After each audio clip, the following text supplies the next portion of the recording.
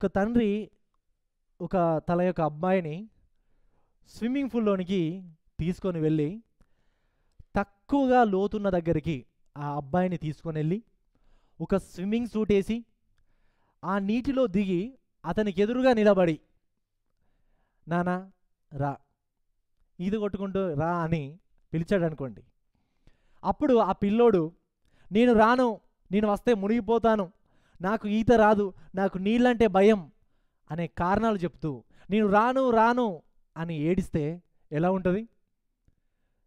చాలా హాస్యంగా ఉంటుంది కదా, చాలా నవ్వు వస్తుంది. ఎందుకనంటే ఆయనకు స్విమ్మింగ్ సూట్ ఉంది, నీళ్ళు కూడా కొంచెమే హైట్ ఉన్నాయి, మళ్ళీ వాళ్ళ డాడీ ఎదురుగా ఉన్నాడు, రమ్మంటే రావచ్చు కదా.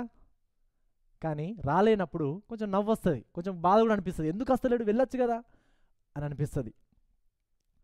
ప్రియులారా, మోషే కూడా మరి మోషే విషయంలో కూడా చూసినట్లయితే దేవుడు మోషే కోసం ఎంతగానో చేశాడు. ఈ తండ్రి ఏం చేశాడు? స్విమ్మింగ్ సూట్ వేశాడు, నీళ్ళు తక్కువ ఉన్న దగ్గర తీసుకెళ్ళాడు, ఎదురుగా నిలబడ్డాడు, చేతులు చాచాడు. ఏ విధంగా అయితే తన కుమారుని కోసం ఇంకో తండ్రి ఆ విధంగా చేశాడో అదేవిధంగా మరి దేవుడు కూడా మరి మోషే కోసం ఎంతగానో చేశాడు. తనని ఐగుప్తు యొక్క రాజు నుండి విమోచించాడు. చిన్నప్పుడు 2 సంవత్సరాలప్పుడు మగపిల్లలందరిని చంపేస్తే అతన్ని బతకనిచ్చాడు, అతన్ని పోషించాడు, అతనికి ఒక భార్యనిచ్చాడు, పిల్లలనిచ్చాడు, అతడు పోషింపబడడానికి గొర్రెల మందనిచ్చాడు. ఎన్నో తన జీవితంలో ఎంతో గొప్ప కృప చూపించాడు. కానీ నేను ఒక పని చెప్పాను నీకు మోషే, ఆ పని చెయ్యు అంటే ఆయన భయపడము, సాకులు చెప్పడము మనము గడిచిన ప్రసంగాల్లో మనము చూసాం. ప్రియులారా, చాలాసార్లు మనం కూడా మోషేలాగానే ప్రవర్తిస్తూ ఉంటాం. దేవుడు మన జీవితాల్లో కూడా మనకు కావాల్సినటువంటి అవసరాలన్నీ కూడా దేవుడు మనకిస్తున్నాడు. ఉద్యోగాన్ని ఇచ్చాడు, ధనాన్ని ఇచ్చాడు, కుటుంబాన్ని ఇచ్చాడు, పిల్లలనిచ్చాడు, ఆస్తిపాస్తులను ఇచ్చాడు, స్నేహితులను ఇచ్చాడు, కారునిచ్చాడు. మన అవసరాలన్నీ కూడా ఆయన మనకు దయచేశాడు. దయచేసి దయచేసి మనకు నీవు నా పని చేయమన్నాడు, నా పిలుపునకు విధేయత చూపించమన్నాడు. కానీ దానికి మనం ఏం చేస్తాం? కారణాలు వెతుకుతాం. దేవా నాకు టైం లేదు, లేకపోతే నాకు ఇది లేదు, అది లేదు, ఇది ఉంది కాబట్టి నేను అది చేయలేను అని మనం అనేకమైనటువంటి కారణాలు చెప్పి దేవుని యొక్క పిలుపునకు అవిధేయత మనము చూపిస్తుంటాం. ప్రియులారా, ఈరోజు మనం చూడబోయేటువంటి వాక్య భాగంలో మనము ఏం చూడబోతున్నామనంటే, నా యొక్క ఆశ ఏంటనంటే, దేవుడు మిమ్మల్ని ఏ పిలుపును అయితే పిలిచాడో ఆ పిలిచిన దేవుడు మీకు తోడుగా ఉన్నాడు. ఆ పిలుపునకు మీరు నమ్మకంగా బ్రతకడానికి కూడా ఆయననే మీకు కృప అనుగ్రహిస్తాడు.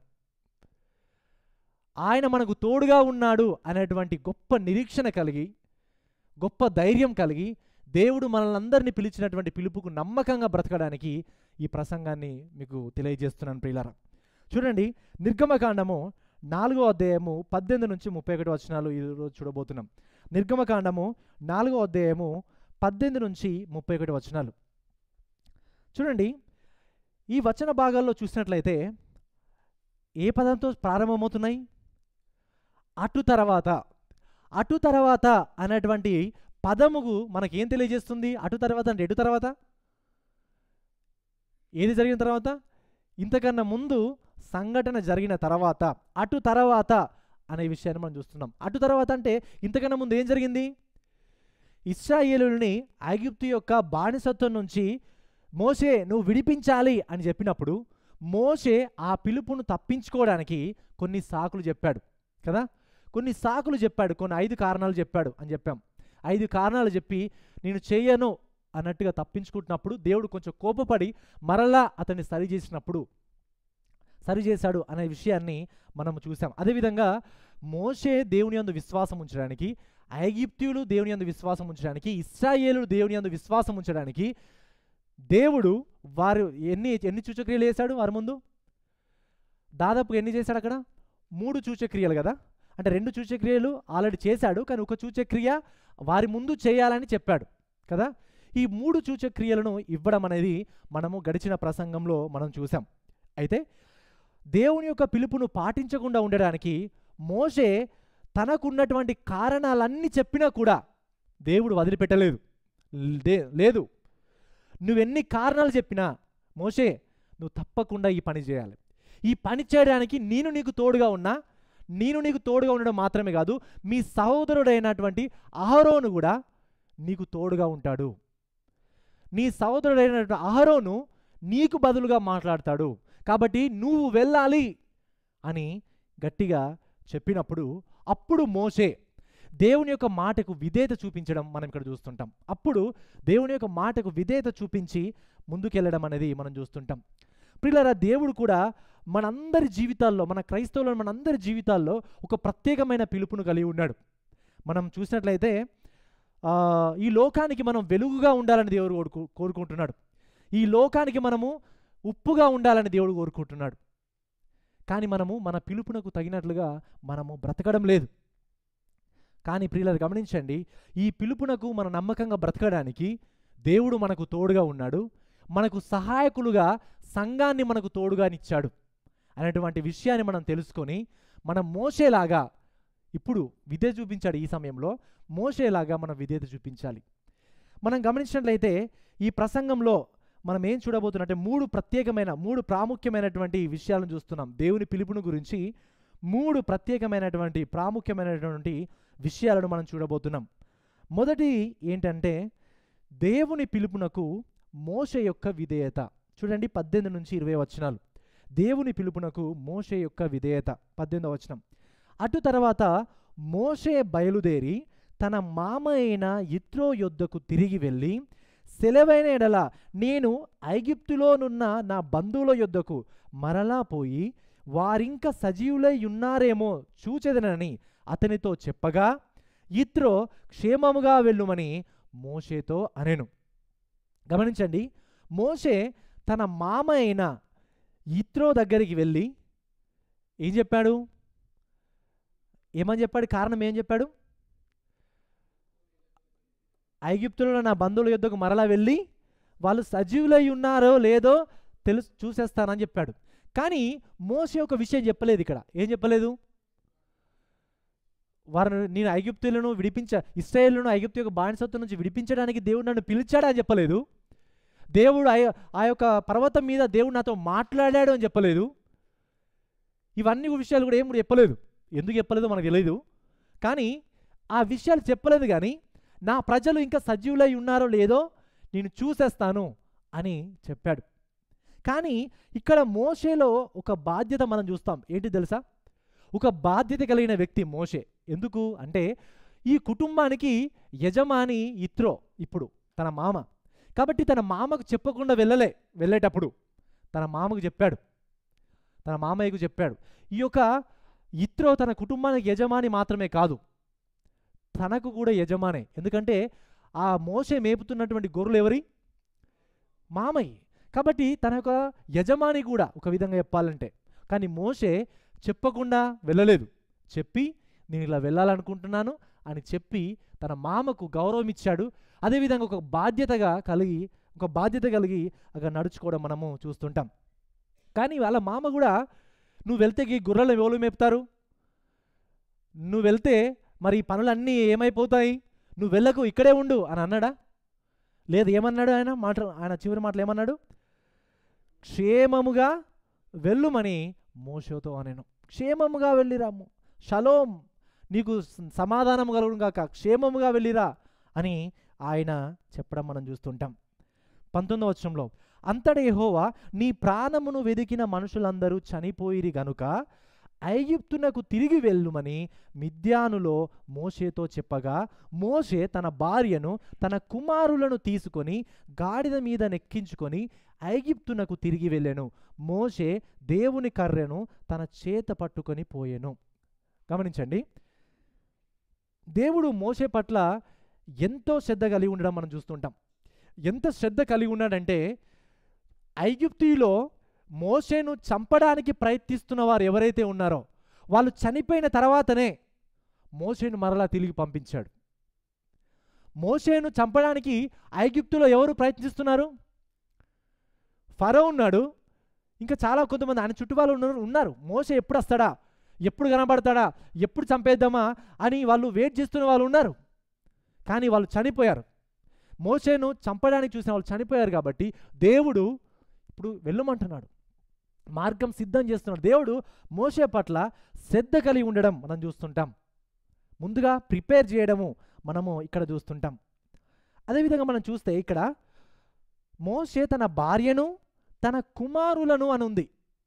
కుమారులను అని అంటే ఇంతకన్నా ముందు అధ్యాయంలో ఒకే ఒక కుమారుడు మనం చూసినాం కదా, ఆయన పేరేం పేరు? గెర్షోము కదా, ఒకే ఒక కుమారుని చూస్తాం. కానీ ఇక్కడ కుమారులను ఉంది. కుమారులు అంటే రెండో కుమారుడు కూడా ఆ టైంకి పుట్టిన్నాడు, ఓకేనా. సో ఆయన పేరేం పేరు? ఎలియాజర్.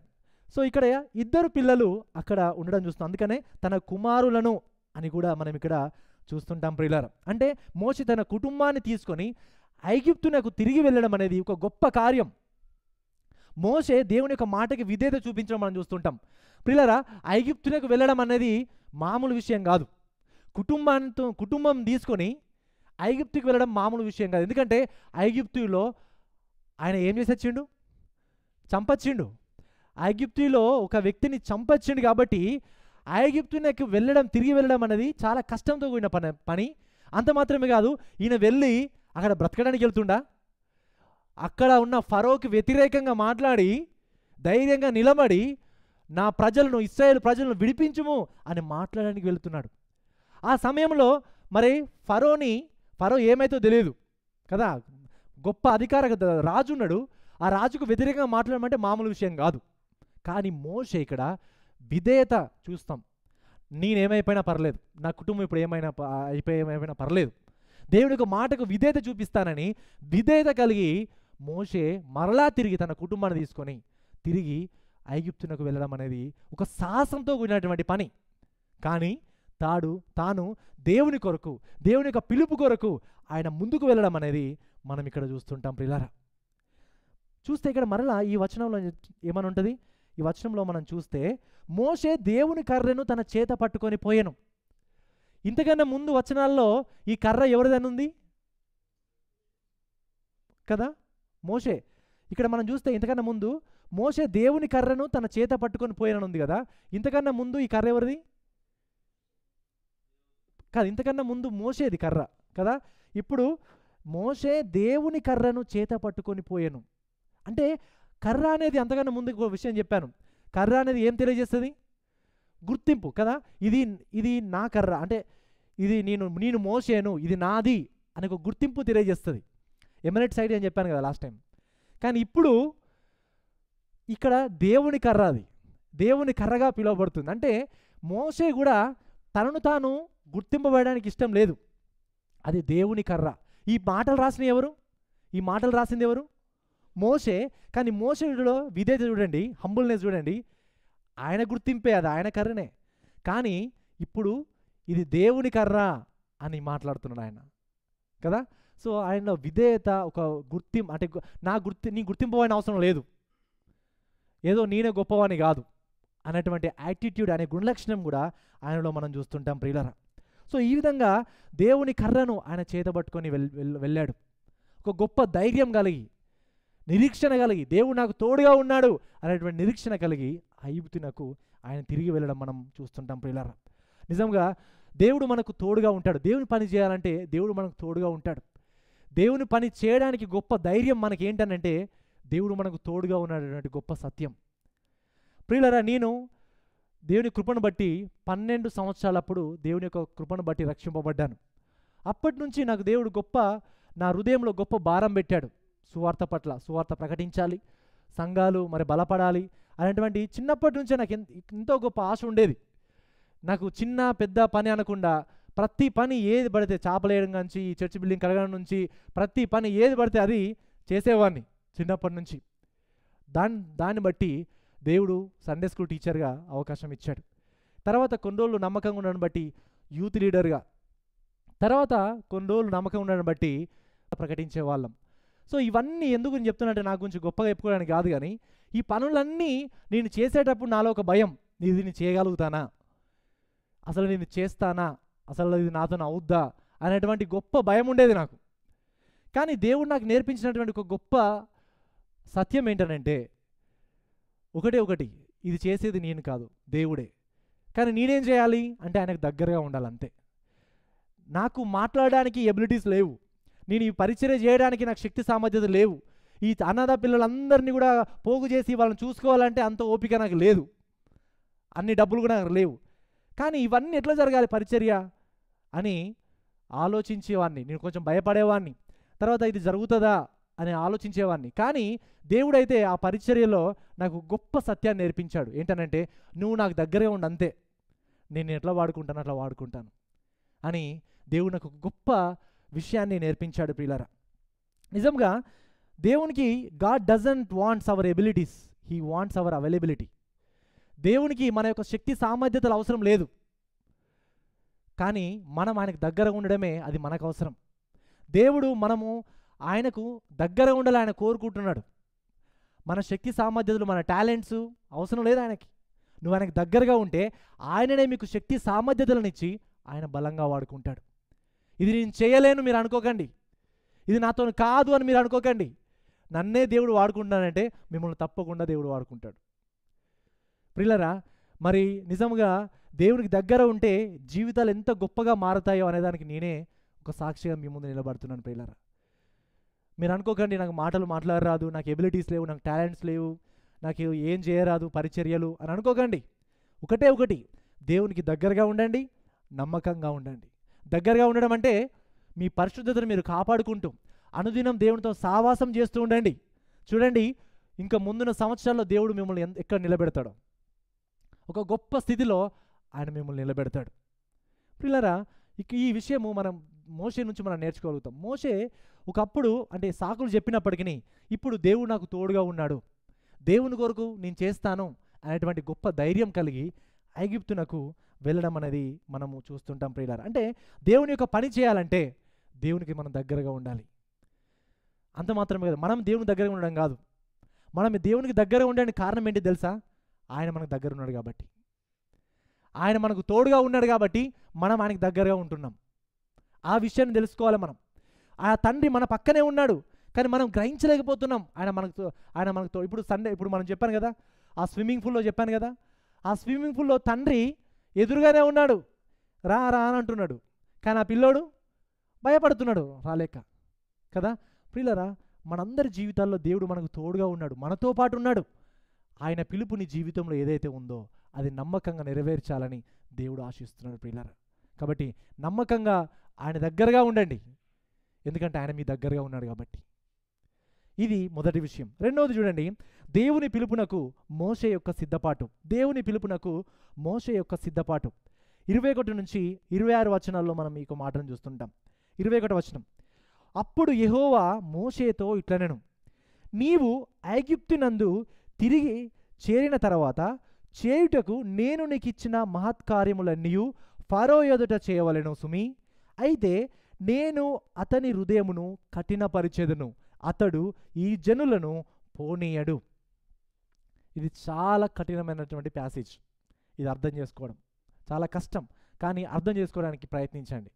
ప్రియులారా, మోషే యొక్క హృదయము ఫరో యొక్క హృదయము కఠినం అవడము అనే విషయం గురించి మనం సరిగా అర్థం చేసుకున్నట్లయితే, ఫరో హృదయము కఠినం అవడం అనేది ఈ యొక్క పుస్తకంలోనే మనము దాదాపుగా 22 సార్లు చూస్తాం. ఈ 22 సార్లలో 11 సార్లు ఫరో తన హృదయాన్ని తానే కఠినపరుచుకున్నాడు, 11 సార్లు దేవుడు ఫరో యొక్క హృదయాన్ని కఠినపరిచాడు అని మనం చూస్తుంటాం. అయితే దేవుడు ఎందుకు ఫరో యొక్క హృదయాన్ని కఠినపరిచాడు అంటే, దానికి ఎందుకు కఠినపరిచాడు, దానికి అర్థం ఏంటి, దాన్ని మనం ఎట్లా అర్థం చేసుకోవాలి, దేవుడు ఎందుకు కఠినపరిచాడు ఆయన యొక్క హృదయాన్ని అనే ప్రశ్నలు మనలో వస్తూ ఉంటాయి. కానీ ఒక విషయం గమనించండి, దేవుడు మోషే యొక్క హృదయాన్ని, అంటే ఆయన ఏదో మంచోడని, ఆయన మంచివాడని, దేవుడే ఆయన హృదయాన్ని కఠినపరచాడని కాదు. ఫరో ఆయన ఇదివరకే కఠినస్తుడు. ఆయన ఎంత కఠినుడు అంటే ఇశ్రాయేలులని భయంకరంగా వెట్టి చాకిరీ చేపిస్తున్నాడు. 400 సంవత్సరాలు ఈ యొక్క ఐగుప్తు రాజులందరూ కూడా ఇశ్రాయేలులని భయంకరంగా ఆ యొక్క వెట్టి చాకిరీ చేయించారు, బానిసత్వంలో ఉంచారు. వాళ్ళు ఏదో పరిశుద్ధులు, కానీ దేవుడే వారి యొక్క హృదయాన్ని కఠినపరిచారని కాదు. వాళ్ళు ఇదివరకే వాళ్ళ హృదయం కఠినమై ఉంది, కానీ దేవుడు వారి యొక్క హృదయాన్ని, కఠినమైన హృదయాన్ని ఇంకా కొంచెం కఠినపరచడం. ఎందుకంటే తన గొప్ప కార్యాలు జరగడానికి.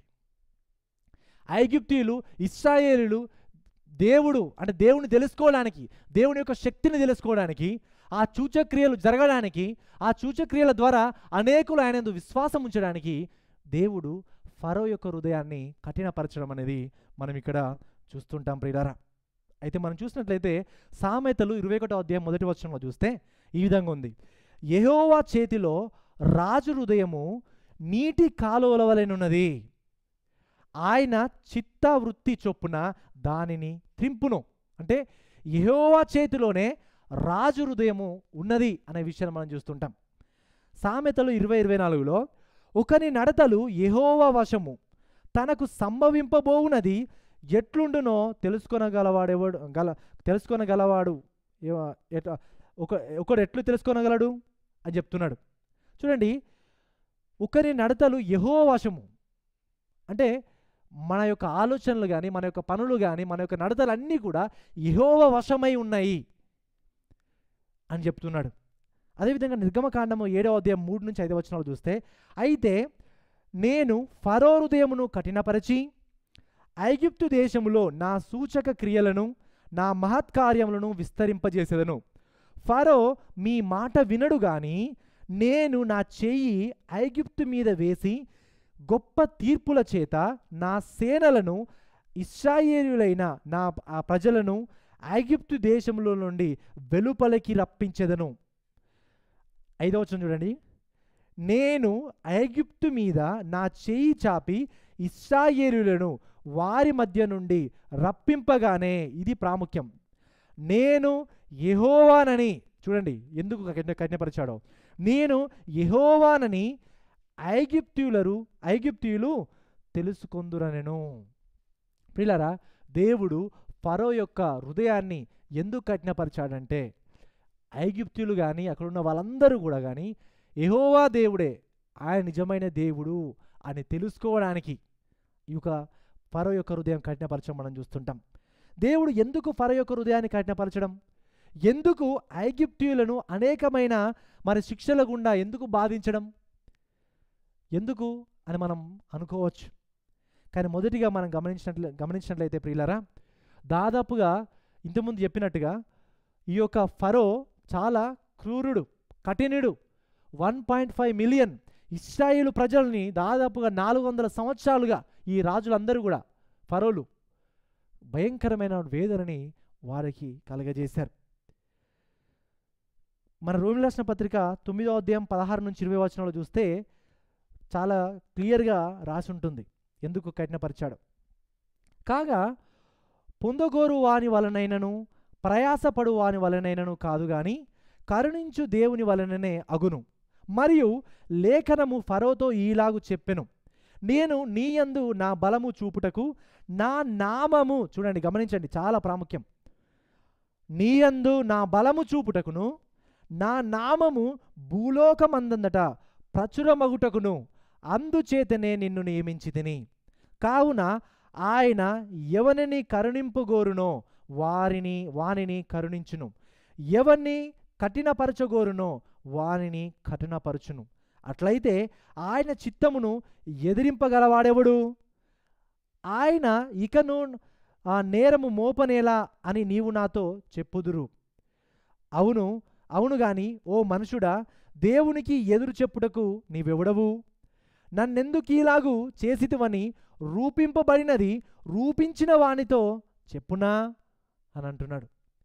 అసలు ఎందుకు దేవుడు ఫరో యొక్క హృదయాన్ని కఠినపరిచాడు అని ప్రశ్నించడానికి మనకు హక్కు లేదు. ఆయన మన యొక్క రూపించినటువంటి వ్యక్తి. ఆయన కొన్ని ఘనహీనతకు, కొన్ని ఘనతకు ఆయన తయారు చేస్తాడు. ఆయన ఎవరికి అంటే ఇంతకి మనం ఆలోచించినట్లయితే మనం అందరం కూడా పాపులమే. అసలు మనం ఎవ్వరం కూడా దేవుడు మన ఎడల కనికరించడానికి, కృప చూపించడానికి ఎవ్వరికి కూడా మనకు అర్హత లేదు. దేవుడు ఎందుకు కఠినపరిచాడు వాళ్ళని అనేటువంటి హక్కు మనకు లేదు, ప్రశ్నించేటువంటి హక్కు మనకు లేదు. ఎందుకంటే మనుషులమైన మనందరం కూడా పాపులమే. బహుశా మీరు అనుకోవచ్చు, దేవుడు ఒకరు హృదయాన్ని కఠినపరిచాడంటే అది జస్టిస్ కాదు, అది న్యాయం కాదు అని మీరు అనుకోవచ్చు. కానీ ప్రియులారా, మనకు కావాల్సింది న్యాయం కాదు, మనకు కావాల్సింది కృప కావాలి, దయ కావాలి. దేవుడు న్యాయాన్ని బట్టి మనల్ని తీర్పు తీరిస్తే ఎవరైనా దేవుని ముందు నీతిమంతులుగా నిలబడగలుగుతారా? ఎవరైనా పరలోక రాజ్యం వెళ్ళగలుగుతారా? ప్రియులారా, న్యాయంగా దేవుడు తీర్పు తీరిస్తే మన జీవితాలను బట్టి, మన ఆలోచనలను బట్టి, మన పనులను బట్టి న్యాయంగా తీర్పు తీరిస్తే ఎవ్వరు కూడా మనం పరలోక రాజ్యం వెళ్ళలేం, ఎవరం కూడా పరిశుద్ధులంగా కాలేం. మనకు కావాల్సింది జస్టిస్ కాదు, మనకు కావాల్సింది న్యాయం కాదు. ఇక్కడ మనకు కావాల్సింది కృప కావాలి, దయ కావాలి, కనికరం కావాలి. ప్రియులారా, దేవుడు మనందరి ఎడల దేవుడు గొప్ప అద్భుతమైన కృపను చూపించాడు. మనమందరం నిత్య నరకానికి వెళ్ళే వాళ్ళం, కానీ అద్భుతమైన కృపను బట్టి దేవుడు కొందరిని ఎన్నుకున్నాడు. ఆయన కొందరిని ఎందుకున్నాడు, అందరిని ఎందుకు ఎన్నుకోలేదు? ఆయన ప్రశ్నించే హక్కు కూడా మనకు లేదు. తన కృపను బట్టి ఆయన కొందరిని తన మహిమ కోసం, కొందరిని తన రాజ్యం కోసం ఆయన ఎన్నుకున్నాడు. నన్ను ఎన్నుకున్నాడు, వాళ్ళని ఎందుకు ఎన్నుకోలేదు, నన్ను ఎందుకు ఎన్నుకోలేదు అనేటువంటి ప్రశ్నలు కానీ అడిగే హక్కు మనకు లేదు. ప్రశ్నించడానికి మనం ఎవరం? సృష్టికర్తను ప్రశ్నించడానికి మనకి ఎలాంటి హక్కు లేదు అనే విషయాన్ని మనం ఇక్కడ గమనిస్తుంటాం ప్రియులారా. అయితే ప్రాముఖ్యంగా మనం గమనించినట్లయితే, మరి నేనేలా బాధ్యుని అవుతాను? దేవుడే ఈ విధంగా చేస్తే మరి నేనే విధంగా బాధ్యుని అవుతాను అని అంటే ప్రియులారా, man is responsible, God is sovereign. దేవుడు సార్వభౌమ అధికారం గలవాడు. ఆ సార్వభౌమ అధికారంలో మనుషులమైన మనము కూడా బాధ్యత గలవాళ్ళమే. ఇది చాలా కష్టమైనటువంటి సిద్ధాంతం. క్రైస్తవ సిద్ధాంతాల్లో ఇది చాలా కష్టమైనటువంటి సిద్ధాంతం, కానీ అర్థం చేసుకోవడానికి ప్రయత్నించండి. దేవుడు జరిగేవన్నీ ఆయన ఆధీనంలో జరిగితే, జరిగే ప్రతిదీ కూడా జరుగుతున్న ప్రతిదీ, జరగబోయే ప్రతిదీ అన్నీ కూడా దేవుని ఆధీనంలో జరుగుతున్నప్పుడు నేను పాపం చేస్తే నేను ఏ విధంగా బాధ్యుణ్ణి అని మీరు అనుకోవచ్చు. కానీ గమనించండి, దేవుని యొక్క ఆధీనంలో ప్రతి ఒక్క కార్యం జరుగుతున్నప్పటికీ మనం బాధ్యులం. We are responsible for our own sin. మన పాపాన్ని బట్టి మనము బాధ్యులం. దేవుడు మనందరినీ ఏదో బొమ్మలుగా చేసి, రోబోట్స్గా చేసి ఆయన మనము ఆడించట్లేదు. ఏదో మన జీవితంలో ఏదో ప్రోగ్రామ్ చేసి ఆ ప్రోగ్రామ్ తగ్గట్టుగా నేను రోబోగా ఉండాలి అని దేవుడు మనకు అట్లా చేయలేదు, మన రోబోట్స్గా చేయలేదు. దేవుడు మనకు స్వేచ్ఛనిచ్చాడు. ఏం స్వేచ్ఛ? మన స్వేచ్ఛ మంచిని చెడును ఎన్నుకునే స్వేచ్ఛనిచ్చాడు. పరిశుద్ధతని పాపాన్ని ఎన్నుకునే స్వేచ్ఛనిచ్చాడు. ఆ స్వేచ్ఛ మనకున్నది. కానీ మన స్వేచ్ఛ పాపానికి బానిసైపోయింది. మన స్వేచ్ఛ పాపానికి బానిసైపోయింది కాబట్టి మనం ఎన్నుకునే ప్రతిదీ పాపాన్నే ఎన్నుకుంటాం. ఎందుకంటే ఆ పాపానికే మనం బానిసలమయ్యాం కాబట్టి. ఆదాము ఏదెను తోటలో ఆదాము అవ్వలు మనం చూసినట్లయితే వారికి స్వేచ్ఛ ఉంది. ఏంటి? ఆ పండు తినొచ్చు, తినకపోవచ్చు, కానీ వాళ్ళు ఏమెనుకున్నారు? తినడం ఎన్నుకున్నారు. కాబట్టి వారి స్వేచ్ఛను బానిసత్వానికి అప్పచెప్పారు. వాళ్ళ స్వేచ్ఛని ఒక బానిసత్వానికి అప్పచెప్పి అప్పటి నుంచి మన స్వేచ్ఛ అనేది పాపానికి బానిసత్వం అయిపోయింది. మంచి చెడులను ఎన్నుకునేటువంటి స్వేచ్ఛ మానవునికి ఉంది. కానీ మనుషులమైన మనం పాప స్వభావంలో ఉన్నాం కాబట్టి, పాపానికి బందీలుగా ఉన్నాం కాబట్టి తప్పకుండా పాపాన్నే ఎన్నుకుంటాము. దానికి మనమే బాధ్యులం. దేవుడు మనం చేసినటువంటి పాపాన్ని బట్టి తప్పకుండా దేవుడు మనల్ని శిక్షించాలి. అదే న్యాయం, అదే చట్టం ప్రియులారా. కాబట్టి దేవుడిని మన బ్లేమ్ చేయొద్దు. దేవుడు పాపానికి కర్త గాడు ప్రియులారా. ఆయన ఎవరిని కూడా కీడు విషయమై శోధింపబడనేరడు. యాకోబు రాసిన పత్రిక 1వ అధ్యాయం 3వ వచనంలో కీడు విషయమై ఆయన ఎవరిని శోధింపడు. అదేవిధంగా 1 యోహాను 1వ అధ్యాయం 5వ వచనంలో చూస్తే ఆయన వెలుగై ఉన్నాడు, ఆయనలో ఎంత మాత్రము చీకటి లేదు, ఆయనలో ఏ పాపం కూడా లేదు. ఆయన పాపానికి కర్త కాదు, పాపానికి మూలం కాదు, పాపం చేయడానికి ఎవరిని ఆయన ప్రేరేపించడు. కానీ మనుషులమైన మనం అందరం కూడా మన స్వచిత్తం పాపానికి బానిసలమై ఉన్నాం కాబట్టి మనం పాపాన్నే ఎన్నుకుంటాము. పాపాన్ని ఎన్నుకున్నందుకు మనం బాధ్యులం అనే విషయాన్ని మనం ఇక్కడ గమనించాలి ప్రియులారా. నిజముగా ప్రతి కార్యం కూడా, ఈవెన్ పాపం కూడా దేవుని యొక్క ఆధీనంలోనే ఉంటుంది. ఎందుకు చూస్తే అపోస్తుల కార్యములు 4వ అధ్యాయము 20-28. ఇది అర్థం కాకపోతే నన్ను మరలా ప్రసంగం తర్వాత నన్ను అడగండి. ఓకే, అది కష్టమైన సబ్జెక్టు, కానీ అర్థం కాకపోతే మళ్ళీ అడగండి, మీకు ఎక్స్ప్లెయిన్ చేస్తాను. కానీ గమనించండి, అపోస్తుల కార్యములు 4వ అధ్యాయం 20-28 వచనాల్లో చూస్తే 20లో ఉంది, ఏమి జరగవలెనని, గమనించండి, ఏమి జరగవలెనని నీ హస్తమును నీ సంకల్పమును ముందు నిర్ణయించెనో వాటినన్నిటినీ చేయుటకై నీవు అభిషేకించిన నీ పరిశుద్ధ సేవకుడైన యేసునకు విరోధముగా హేరోదును పొంతి పిలాతును అన్యజనులతోనూ ఇశ్రాయేలు ప్రజలతోనూ ఈ పట్టణమందు నిజముగా కూడుకునిరి. ఎందుకు కూడుకున్నారు? ఎందుకు వాళ్ళందరూ కూడుకున్నారు? యేసుక్రీస్తును సిలువ వేయడానికి. ఈ సిలువ వేయడం అనేది దేవుడు ఏమనుంది? ఏమి జరగవలెనని. ఏమి జరగవలెనని? ఇక్కడ ఏం జరగవలెనని? ఆయన సిలువ వేయబడవాలని, జరగబడవాలని నీ హస్తము, అంటే ఎవరి హస్తము? దేవుని హస్తము. నీ సంకల్పం అంటే ఎవరి సంకల్పం? దేవుని సంకల్పము ముందు నిర్ణయించెనో, దేవుడు నిర్ణయించాడు. కానీ అక్కడ ఎవరెవరు? యేసునకు విరోధముగా హేరోదు, పొంతి పిలాతు, అన్యజనులు, ఇశ్రాయేలుతో అందరూ కూడా వాళ్ళందరూ కూడి ఉన్నారంట. ఎందుకోసం కూడి ఉన్నారు? క్రీస్తును, మరి యేసుక్రీస్తు సిలువ వేయబడం అనేది ఎవరు నిర్ణయించారు? దేవుడే నిర్ణయించాడు. కాబట్టి ఇప్పుడు ఈ యొక్క యూదులు, హేరోదు, పొంతి పిలాతు వీరందరూ బాధ్యులు కాదా? బాధ్యులు. ఎందుకు బాధ్యులు? వాళ్ళు చేశారు కాబట్టి అక్కడ కదా, వాళ్ళు తమ పాప స్వభావంతో ఆ పని చేశారు కాబట్టి వాళ్ళు బాధ్యులు. కానీ ఇది నిర్ణయించింది దేవుడు. గమనించండి, ప్రతిదీ కూడా దేవుని యొక్క ఆధీనంలో జరుగుతుంది. కానీ మనుషులమైన మనం చేసినటువంటి తప్పులను బట్టి, పాపాన్ని బట్టి మనం బాధ్యులం అనే విషయాన్ని మనం ఇక్కడ గమనించాలి ప్రియులారా. అదేవిధంగా మనము 22వ వచనంలో చూస్తే, ఈ యొక్క అధ్యాయంలో నిర్గమకాండం 4వ అధ్యాయంలో చూస్తే 22వ అధ్యాయంలో 22వ వచనంలో, అప్పుడు నీవు ఫరోతో, ఇశ్రాయేలు నా కుమారుడు, నా జ్యేష్ఠపుత్రుడు, నన్ను సేవించున్నట్లు నా కుమారుణ్ణి పోనిమ్మని నీకు ఆజ్ఞాపించుచున్నాను. వాణ్ణి పంపనులని ఎడల ఇదిగో నేను నీ కుమారుణ్ణి, నీ జ్యేష్ఠపుత్రుణ్ణి చంపేదనని యెహోవా సెలవిచ్చుచున్నాడని అతనితో చెప్పుమనెను. గమనించండి, జ్యేష్ఠపుత్రుడు. జ్యేష్ఠపుత్రుడు అంటే ఎవరు? మొదటి కుమారుడు. మొదటి కుమారునికే మన కల్చర్లో అయినా కానీ ఇంకా వేరే కల్చర్లో కానీ మొదటి కుమారునికి ఎక్కువ ప్రివిలేజెస్ ఉంటాయి, ఎక్కువ ప్రాధాన్యతలు ఉంటాయి. ఏంటిది? ఆస్తిలో ఎక్కువ భాగం వస్తుంది, కొంచెం ప్రేమ కూడా ఎక్కువ ఉంటుంది కదా. కాబట్టి కొంచెం ప్రివిలేజ్డ్ పర్సన్స్ జ్యేష్ఠపుత్రులు అంటే కదా. ఇప్పుడు గమనించినట్లయితే అప్పుడు నీవు ఫరోతో, ఇశ్రాయేలు నా కుమారుడు. ఎవరు? ఇశ్రాయేలు. ఇశ్రాయేల్ అంటే యాకోబా? ఎవరు ఇక్కడ? ఇశ్రాయేల్ అంటే ఎవరు? ఇశ్రాయేలు అందరూ కదా, యాకోబు సంతానం వాళ్ళందరూ కూడా ఇశ్రాయేలు అంటే దేశం, వాళ్ళందరూ ప్రజలందరూ కూడా ఎవరు?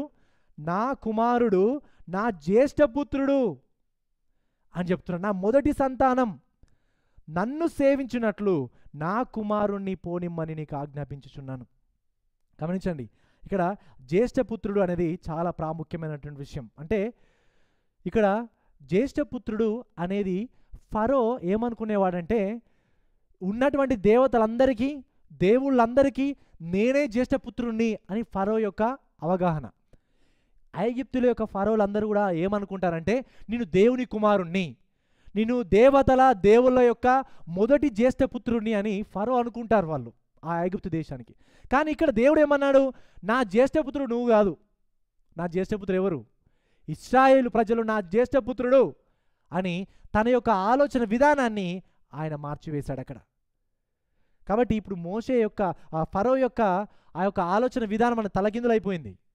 నేను కదా జ్యేష్ఠపుత్రుణ్ణి, నేను కదా దేవునికి జ్యేష్ఠపుత్రుని, నువ్వేమో ఇశ్రాయేలు నా జ్యేష్ఠపుత్రుడు అంటావు ఏంటని అతని యొక్క ఆలోచన తలకిందులైపోయింది అక్కడ.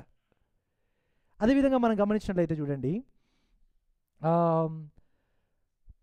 20 మత్తయి సువార్త 2వ అధ్యాయం 15వ వచనంలో చూస్తే, ఐగుప్తునకు వెళ్ళి ఐగుప్తులో నుండి నా కుమారుణ్ణి పిలిచి తిని అని ప్రవక్త ద్వారా ప్రభువు సెలవిచ్చిన మాట నెరవేరబడినట్లు హేరోదు మరణము వరకు అక్కడ నుండెను. ఇక్కడ గమనించండి, ఈ సందర్భం ఏ సందర్భం? మత్తయి సువార్త 2వ అధ్యాయం లేని సందర్భం అది. యేసుక్రీస్తు యొక్క పుట్టుక సందర్భం కదా. యేసుక్రీస్తు యొక్క పుట్టుక సందర్భంలో ఏ మాట ఉన్నది? ఇప్పుడు ప్రభు అన్న స్టోరీలో కొంచెం దాని గురించి మాట్లాడాడు. ఏంటి అక్కడ ఏమనుంది 15వ వచనంలో?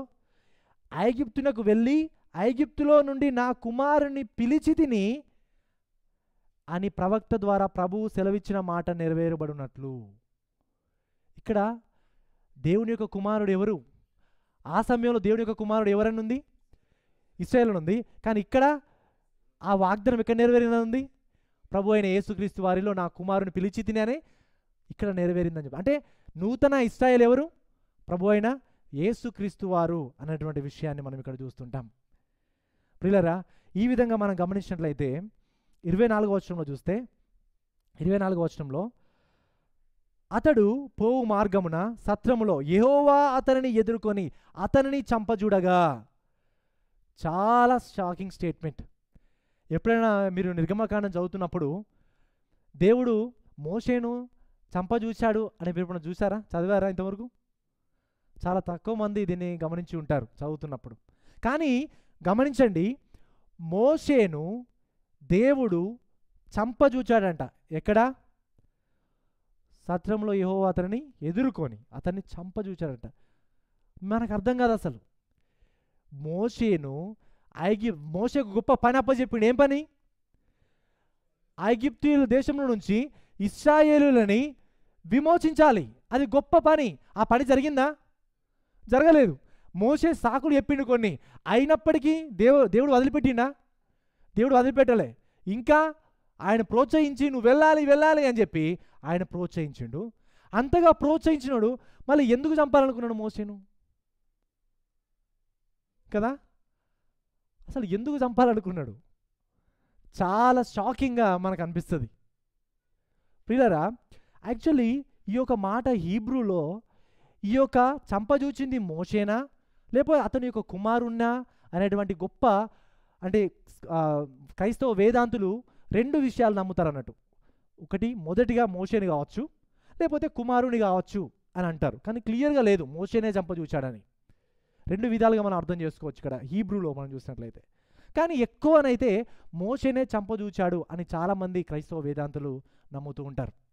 ఎందుకు మనం గమనించినట్లయితే ఆదికాండము 17వ అధ్యాయము 9 నుంచి 10వ వచనంలో చూస్తే ఈ విధంగా ఉంది. మరియు దేవుడు నీవు మాత్రమే గాక నీ తరువాత వారి తరములో నీ సంతతియు నా నిబంధనను గైకొనవలెను. నాకును నీకును నీ తరువాత నీ సంతతికి నీ మధ్య మీరు గైకొనవలసిన నా నిబంధన ఏదనగా మీలో ప్రతి మగవాడును సున్నతి పొందవలెను. గమనించండి, దేవుడు ఈ సున్నతి అనేది ఎందుకు ఇచ్చాడు? ఇశ్రాయేలీలు మీరు నా ప్రజలుగా పిలువబడడానికి ఇది ఒక గుర్తు, ఖచ్చితంగా ఇది సున్నతి మీరు చేసుకోవాలి అని ఒక ఆజ్ఞను దేవుడు ఇశ్రాయేలీలోకి ఇచ్చాడు. మరి సున్నతి చేసుకోకపోతే ప్రాబ్లం ఏంటి? ఏమవుతుంది అంటే 14వ వచనం చూడండి, ఇదే అధ్యాయంలో 17వ వచనం, ఆదికాండం 17:14. సున్నతి పొందని మగవాడు అనగా ఎవని గోప్యాంగ చర్మమున సున్నతి చేయబడేదో అట్టివాడు తన జనులలో నుండి కొట్టివేయబడును. వాడు నా నిబంధనను మీరి ఉన్నాడని అబ్రహాముతో చెప్పెను. సున్నతి చేసుకోకపోతే ప్రాబ్లం ఏంటి? ఇప్పుడు తన జనులో నుండి కొట్టివేయబడతాడు. దేవుని యొక్క నిబంధనకి అవిధేయత చూపించిన వాడు అవుతాడు. దేవుని యొక్క నిబంధనని పాటించకపోతే దేవుని యొక్క తీర్పు అనేది వస్తుంది.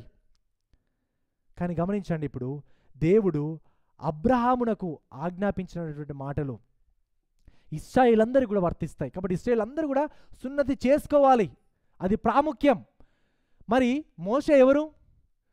ఇశ్రాయేలీయుడు. మోషేకు పుట్టిన పిల్లలెవరు? ఇశ్రాయేలీయులు. కాబట్టి ఇప్పుడు మోషే సున్నతి చేసుకున్నాడు కరెక్టే, కానీ తన పిల్లలకు సున్నతి చేసినట్టుందా ఇంతకన్నా ముందు? లేదు. తన పిల్లలకి సున్నతి చేసినట్టుగా మనం ఇక్కడ రాయబడలేదు. కానీ ఆయన మర్చిపోయాడా లేకపోతే అవిధేయత చూపించాడా తెలియదు, మనకి రాయబడలేదు, మనకు తెలియదు. కానీ అతడు ఆ పని చేయనందుకు దేవుడు అతన్ని చంపజూచాడు. తన పిల్లలకి సున్నతి చేయనందుకు, అవిధేయత చూపించినందుకు చంపజూచాడు అనే విషయాన్ని మనం ఇక్కడ అర్థం చేసుకోవచ్చు. ఇంతకీ మళ్ళీ గమనించండి, తనను చంపజూచాడా, తన కుమారుని చంపజూచాడా అనేది క్లియర్గా లేదు. కానీ ఎక్కువ మంది అయితే తన కుమారుణ్ణి అని అంటారు. నేను కూడా ఇంకా స్టడీ చేస్తున్నాను దీని విషయంలో. 25వ వచనంలో చూస్తే, సిప్పోరా వాడిగల రాయి తీసుకొని తన కుమారునికి సున్నతి చేసి అతని పాదముల యొద్ద అది పడవేసి, నిజముగా నీవు నాకు రక్త సంబంధమైన పెనిమిటివైతివనెను. అంతటా ఆయన అతనిని విడిచెను. అప్పుడు ఆమె, ఈ సున్నతిని బట్టి నీవు నాకు రక్త సంబంధమైన పెనివిటివి అయితివనెను. గమనించండి, ఇక్కడ ఈ సిప్పోరా ఎవరు?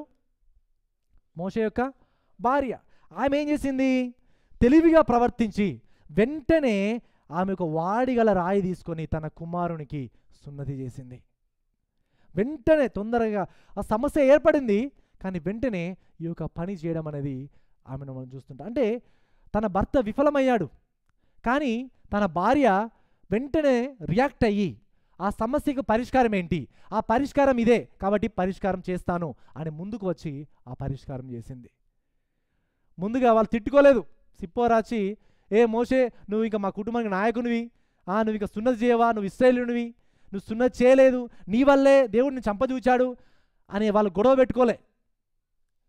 వాళ్ళు ముందుగా ఏం చేసారు? ఆమె ఏం చేసింది? పరిష్కారం ఏంటో, సమస్యకు పరిష్కారం ఏంటో ఆవిడ ఆలోచించి వెంటనే చేసేసింది. ప్రియులారా, కుటుంబ జీవితంలో కూడా భార్యాభర్తల సంబంధాలు చాలాసార్లు సమస్య ఏర్పడినప్పుడు సమస్యని ఏ విధంగా మనము సాల్వ్ చేయాలి, ఏ విధంగా పరిష్కరించాలి అని ఆలోచించాలి. కానీ ఒకరినొకరు తిట్టుకోవడం కానీ, మాట్లాడకపోవడం కానీ, అన్నం తినకపోవడం కానీ, అలగడం కానీ ఇవి కాదు ముందుగా చేయాల్సింది. ఏదైనా సమస్య ఉంటే ముందుగా సమస్యను పరిష్కరించుకోవడం అనేది ఉత్తమమైన పని. ఫర్ ఎగ్జాంపుల్, దుబాయ్కి మీరు వెళుతున్నారనుకోండి, ఫాస్ట్గా వెళుతున్నప్పుడు టికెట్ పడింది, ఫాస్ట్గా వెళుతున్నారు, మీరు 140 క్రాస్ అయ్యారు, టికెట్ పడింది. ఇక వెంటనే భార్య తిట్టేసింది అనుకోండి, ఇక ఏంటి, నువ్వు రోడ్డు చూసుకోలేవా, నీ కళ్ళు కనబడతలేవా, కన్నదాలు పెట్టుకున్నావా అని ఒకవేళ తిట్టింది అనుకోండి, ఆయన ఏం చేస్తాడు? వెంటనే కోపంతో ఇంకా ఫాస్ట్గా వెళ్తాడు. ఇంకా ఫాస్ట్గా వెళ్ళి ఇంకో పైన తీసుకొని వచ్చి ఇంకా సమస్య ఇంకా డబుల్ అవుతుంది.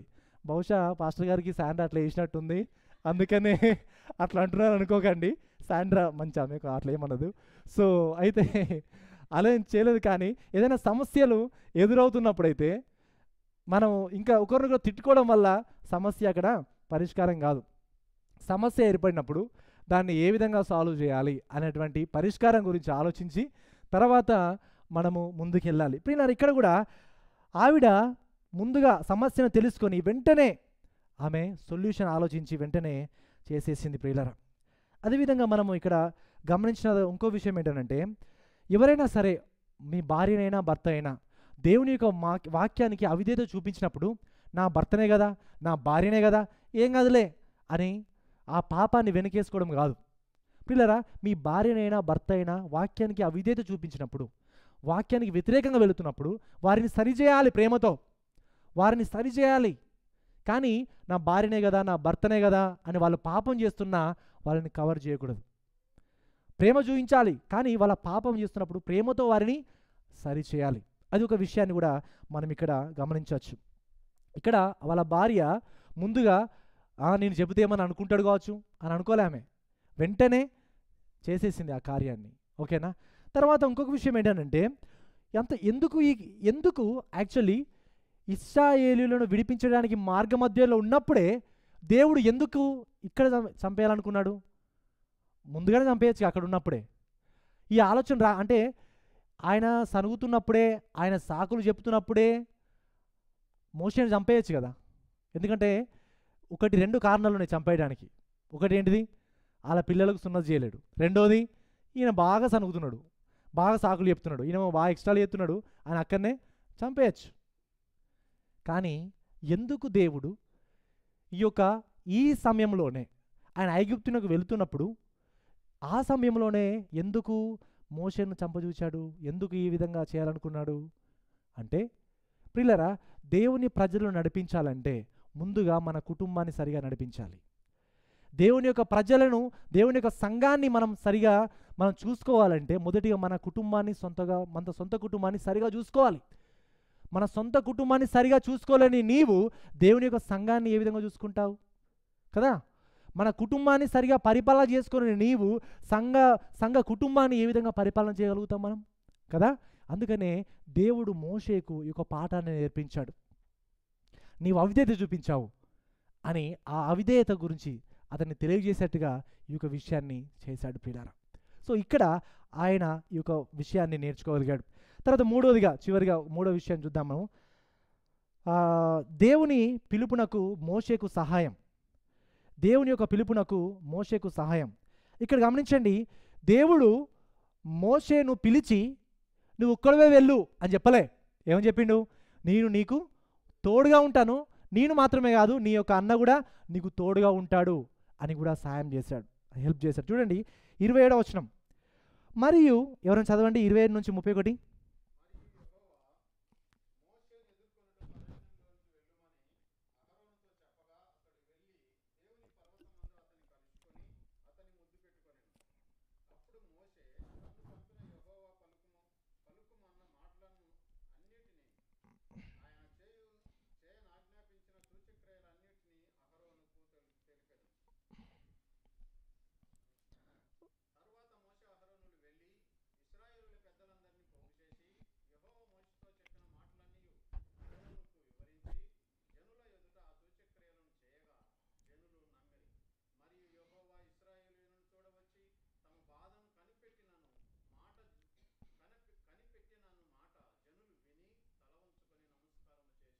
గమనించండి, మోషే ఇశ్రాయేలీయులని ఐగుప్తు యొక్క బానిసత్వం నుంచి విమోచించడానికి పిలువబడినప్పుడు ఆయన చాలా కారణాలు చెప్పాడు.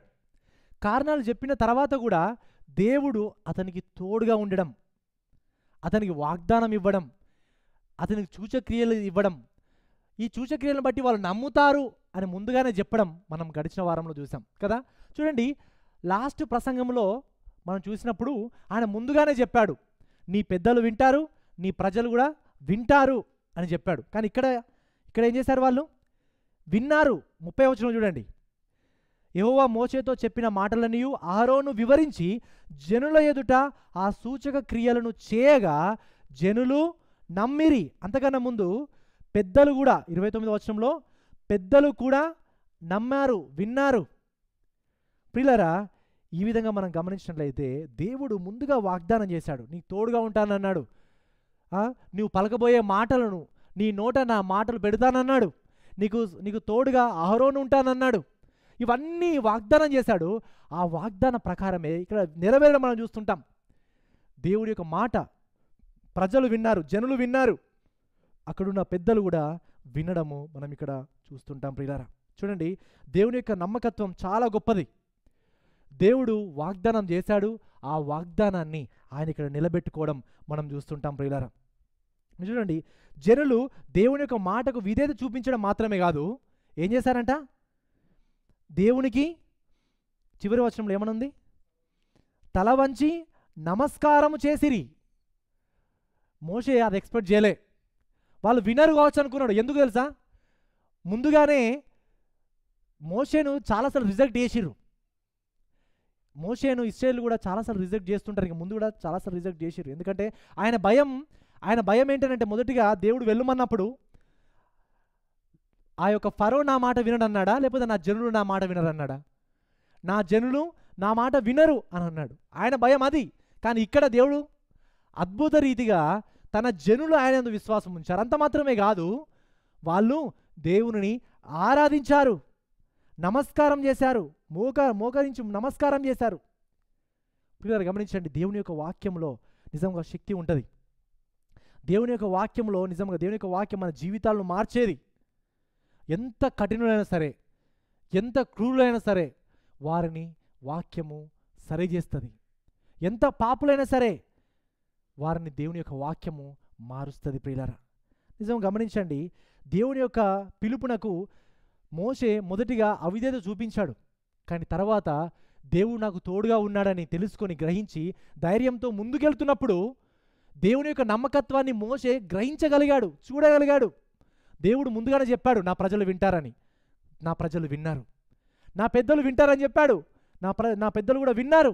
కాబట్టి దేవానికి వందనాలు, నీ నమ్మకత్వాన్ని బట్టి దేవానికి వందనాలు అని మోషే బహుశా ఆయనలో ఇంకా ఎక్కువ కాన్ఫిడెంట్ వచ్చింది కావచ్చు. ఆ టైంలో ఇంకా ఎక్కువ ప్రోత్సాహం వచ్చింది కావచ్చు. ఓ, దేవుడు నాకు తోడుగా ఉన్నాడు. దేవుడు ఏ ప్రజలనైతే నన్ను వినేలా చేశాడో అదేవిధంగా ఐగుప్తు రాజు కూడా, అక్కడ ఉన్న ప్రజలు కూడా నా మాట నమ్మి వాళ్ళను, అంటే ఇశ్రాయేల్ ప్రజలని ఆ బానిసత్వం నుంచి విడుదల చేస్తారు అనేటువంటి గొప్ప ప్రోత్సాహం, ఒక కాన్ఫిడెంట్ అనేది మోషేలో కలగడం కూడా మనం ఇక్కడ చూస్తుంటాం. ప్రియులారా, గమనించండి. నిజంగా మనం చూస్తే ప్రత్యేకమైన విషయం ఏంటంటే, మనందరికి కూడా మోషేకి ఏ విధంగా అయితే ఒక పిలుపు ఉన్నదో మనందరికి కూడా ఒక ప్రత్యేకమైన పిలుపు ఉంది. గడిచిన ప్రసంగంలో చెప్పాను. వ్యక్తిగతంగా మీ యొక్క పిలుపేంటి? వ్యక్తిగతంగా మీరందరూ కూడా మీరు పరిశుద్ధంగా ఎదగడం, పరిశుద్ధిలో ఎదగడం అనేది దేవుని యొక్క పిలుపు. మీ కుటుంబ జీవితంలో దేవుని యొక్క పిలుపేంటి? మీ పిల్లలని, మీ యొక్క భార్యని లేదా భర్తని దేవుని యొక్క వాక్యంలో ఎదిగింపజేయడం దేవుని యొక్క పిలుపు. మీ యొక్క పని ప్రదేశంలో మీ యొక్క పిలుపేంటి? మీరు నమ్మకంగా పనిచేస్తూ మీ చుట్టుపక్కల ఉన్న వారికి దేవుని యొక్క ప్రేమను తెలియజేయడం దేవుని యొక్క పిలుపు. సంఘ జీవితంలో మీ యొక్క పిలుపేంటి? సంఘంలో నమ్మకంగా మీరు ఉంటూ మీకు దేవుడు ఇచ్చినటువంటి తలాంతులని సంఘ క్షేమాభివృద్ధి కొరకు వాడడం అనేది దేవుడు మీకు ఇచ్చినటువంటి పిలుపు. ఈ పిలుపు చేయడము, ఈ పిలుపును పాటించడం కొంచెం కష్టమే. కానీ పిల్లలు గమనించండి, మోషేకు ఏ దేవుడైతే తోడుగా ఉన్నాడో తన పిలుపును నెరవేర్చడానికి, ఆ దేవుడే ఆయన మనకు కూడా తోడుగా ఉన్నాడు. ఆయన మన కృప అనుగ్రహిస్తాడు. ఇది కష్టమని అనుకోకండి, ఇది నేను చేయలేని అనుకోకండి, వారు నా మాట వినరు అనుకోకండి. నా కుటుంబంలో ఉన్నవాళ్ళు, నా పిల్లలు చెప్తే వినరు, నా పని దగ్గర ఉన్న వాళ్ళు మూర్ఖులు, వాళ్ళు చెప్తే వినరు అని మీరు అనుకోకండి. దేవుడు వాళ్ళ హృదయాలను మారుస్తాడు. మీరు చేయాల్సింది ఏంటంటే ఆయన పిలుపునకు విధేయత చూపించండి, అంతే. దేవుడే తన కార్యాన్ని ఆయన జరిగిస్తూ ఉంటాడు. ప్రియులారా, దేవుని యొక్క పిలుపునకు విధేయత చూపించడానికి దేవుడే మనకు కృప అనుగ్రహిస్తాడు. దేవుడే ఆయన మనకు సహాయాన్ని అనుగ్రహిస్తాడు. దేవుడు మనను అందరినీ ఒక ప్రత్యేకమైన పిలుపునిచ్చాడు. ఆ పిలుపును మనం పాటించడానికి కూడా ప్రభు అయిన యేసుక్రీస్తు వారే మన కృప అనుగ్రహిస్తారు. పిల్లరా, దేవుని యందు విశ్వాసం ఉంచని వారందరి పట్ల కూడా ఒక పిలుపు ఉంది దేవునికి. అదేం పిలుపు తెలుసా? మీరు పాపులని గ్రహించి పశ్చాత్తాపడి మారు మనసు పొంది నా వైపు తిరగండి అనేటువంటి పిలుపు ఉంది. కాబట్టి మనలో ఎవరైనా ఇంకా మారు మనసు పొందక ఇంకను ఎవరైనా పాపంలో బ్రతుకుతుంటే దేవుడు యొక్క వాక్యం ద్వారా మిమ్మల్ని పిలుస్తున్నాడు. ఏ పిలుపు అంటే, మీరు పాపులని గ్రహించండి, ప్రభు అని యేసుక్రీస్తు వారు నిజమైన దేవుడు, ఆయన యందు విశ్వాసం ఉంచి మన పాపాలు ఒప్పుకొని ఆయన వెంబడిస్తే ఆయన మనల్ని పిల్లలుగా చేస్తాడు, తన పిల్లలుగా చేసుకుంటాడు అనేటువంటి పిలుపును దేవుడి యొక్క వాక్యం ద్వారా మీకు ఇస్తున్నారు. ప్రియులారా, ఎవరైనా మనలో ఉన్నవారు ఇంకా అవిశ్వాసంలో నుండి దేవుని యందు విశ్వాసం ఉంచకపోతే దయచేసి గమనించండి, దేవుడు ఈరోజు మిమ్మల్ని పిలుస్తున్నాడు. ఆయన యందు విశ్వాసం ఉంచడానికి మిమ్మల్ని పిలుపునిస్తున్నాడు. కాబట్టి ఈకనైనా ఆయన పిలుపునకు స్పందించండి. ఆయన జాలి గలవాడు, కృపగలవాడు, నమ్మకమైన వాడు. మనం పిలిచిన దేవుడు చాలా గొప్పవాడు. కాబట్టి ఆయన పిలుపు స్వరాన్ని విన్న మీరు ఈ క్షణమే, ఇప్పుడే ఆయన పిలుపునకు స్పందించండి. ఆయన పిలుపునకు స్పందిస్తే నిజముగా నీవు ఊహించలేని విధంగా దేవుడు నిన్ను గొప్ప స్థితిలో ఉంచుతాడు. నీవు ఆశించలేని విషయాలను దేవునికి అనుగ్రహిస్తాడు. ప్రియులారా, అంతకన్నా ఎక్కువగా గొప్పగా దేవుని యొక్క రాజ్యవ్యాప్తి కొరకు ఆయనను బలంగా వాడుకుంటాడు. ఇలాంటి గొప్ప కృప దేవుడు మనందరికి కూడా అనుగ్రహించునుగాక. Amen, amen. అందరం కళ్ళు మూసుకుందాం, ప్రార్థన చేద్దాం. ఒక 2 నిమిషాలు మౌనంగా ఉండి ప్రార్థన చేసుకుందాం. దేవుడు ఇంతవరకు మనకు జ్ఞాపం చేసినటువంటి అనేక సత్యాలను ఒకసారి మనం తలపోసుకుందాం. దేవుడు ఈరోజు నిన్ను పిలుస్తున్నాడు. ఏమని అంటే, ఒక ప్రత్యేకమైన పిలుపు. నీవు ఏ స్థితిలో ఉన్నావో, ఏ బాధ్యతలు దేవునికి అప్పచెప్పాడో ఆ బాధ్యతలు మీరు నమ్మకంగా చేయమని పిలుపునిస్తున్నాడు. నువ్వు దేవునికి దూరంగా ఉన్నావు కావచ్చు, కానీ దేవుని యొక్క పిలుపు ఏంటంటే, నువ్వు నా దగ్గరికి రా, నాకు దగ్గరగా ఉండు, నాకు అవైలబుల్గా ఉండు, నేను నిన్ను వాడుకుంటానంటున్నాడు. కాబట్టి ఎంతమంది ఆయన దగ్గరికి రావడానికి ఇష్టపడుతున్నారు? ఎంత